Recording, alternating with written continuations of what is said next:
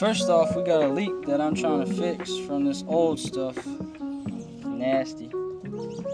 Then we're gonna pressure test it. Once we pass, then we're gonna hook the gas back up and get it rolling.